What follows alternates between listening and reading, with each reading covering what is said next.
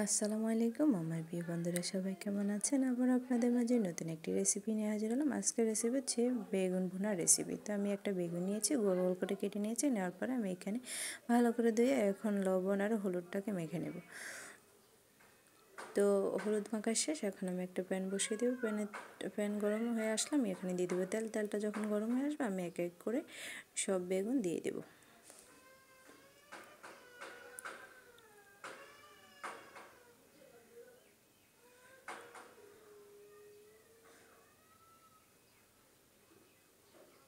তো আমার সবগুলো বেগুন দেওয়া শেষ, আমি এই পাশ ওপাশ করে ভালোভাবে ভেজে নেব। এক পাশ ভাজা হয়েছে, এখন আমি উল্টিয়ে নিব, অন্য পাশটা ভেজে নেব। তো আমার বেগুন ভাজা হয়ে গেছে, আমি এক এক করে তুলে নেব। তো আমার সবগুলো বেগুন তোলা শেষ, এবার আমি আবারও তো প্যানে তেল দিয়ে দেবো। দেওয়ার পরে তেলটা গরম হয়ে আসলে আমি এখানে দিয়ে দেব পেঁয়াজ কুচি, ধনিয়া পাতা কুচি, কাঁচামরিচ কুচি, আমি একসাথেই দিয়ে দিলাম। দেওয়ার পরে এখন আমি ভালোভাবে নেড়ে ছেড়ে দেবো।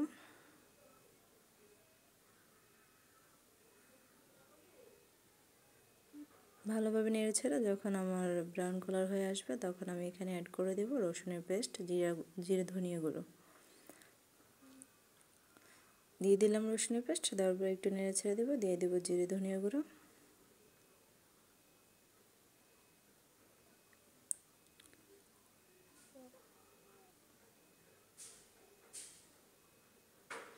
জিরে ধনিয়া গুঁড়ো দেওয়ার পর আমি আবারও নেড়ে ছেড়ে দেবো।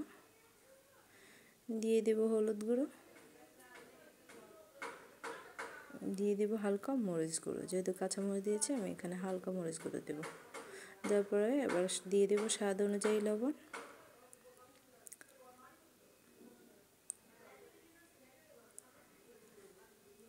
লবণটা দেওয়ার পর আমি এখন একটু নেড়ে ছেড়ে দেবো। নেড়ে ছেড়ে ভালোভাবে মশলাটাকে ভেজে নেব।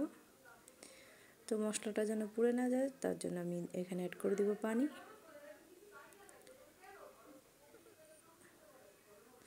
পানিটা দেওয়ার পর আমি ভালোভাবে সবগুলো মশলা নেড়ে ছেড়ে দেব। দেওয়ার পরে আমি এখন ভেজে রাখা বেগুনগুলো দিয়ে দেব। দিয়ে নেড়ে ছেড়ে মশলার সাথে আমি মিশিয়ে নেব।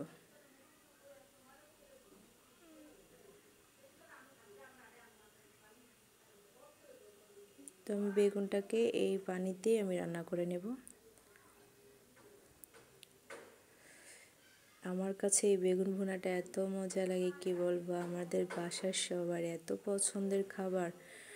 অনেক অনেক ভাত খেতে পারি এই বেগুন ভাজাটা হলে, সবাই অনেক বেশি করে ভাত খাওয়াই দিই।